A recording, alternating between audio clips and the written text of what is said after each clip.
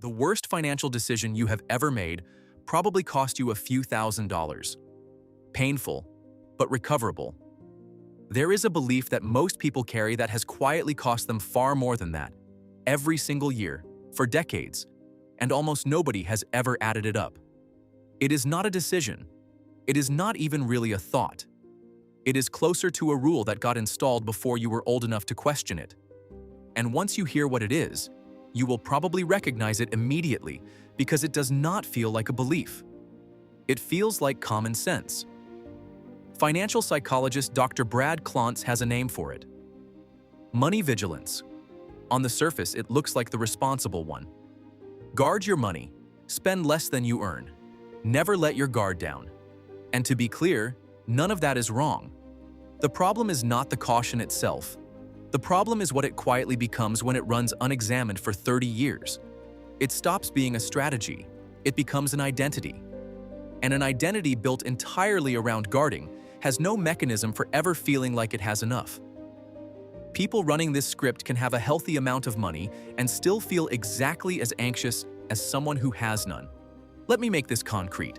Research on delayed gratification and lifetime spending consistently shows that people high in money vigilance underinvest relative to their actual risk tolerance, often for decades, because putting money anywhere it could lose value feels like the opposite of guarding it. Here is what that actually costs over time. If someone keeps an extra $50,000 sitting in cash instead of invested, out of pure vigilance for 20 years, at even a modest average market return, the difference is well over $100,000 in growth that never happened. Not lost to a bad decision. Lost to a belief that felt like safety the entire time it was happening. That is the thing about this particular script. It never feels like a mistake while it is costing you. It feels like the responsible choice. Be honest with yourself for a second. Does the idea of investing money you could technically afford to invest make you anxious, even when you know logically it is the right move? Comment yes or no below. I want to see how common this actually is. This script almost never comes from nowhere. It usually comes from somewhere specific. A parent who lived through real financial instability. A household where money loss was the defining fear.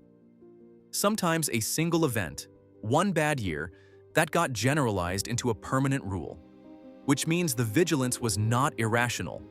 It was completely rational for the exact situation it was formed in. The problem is only that it never got updated for the situation you are actually in now. You are not running a broken program.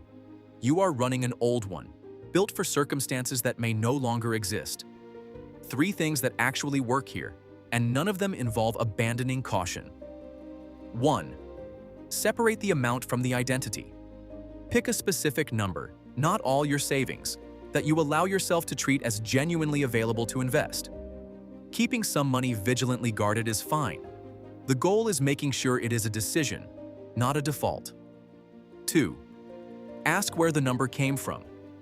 Next time you feel that pull to hold rather than invest, ask yourself honestly whether that is about your actual situation now or about something that happened decades ago to someone else in your household. 3.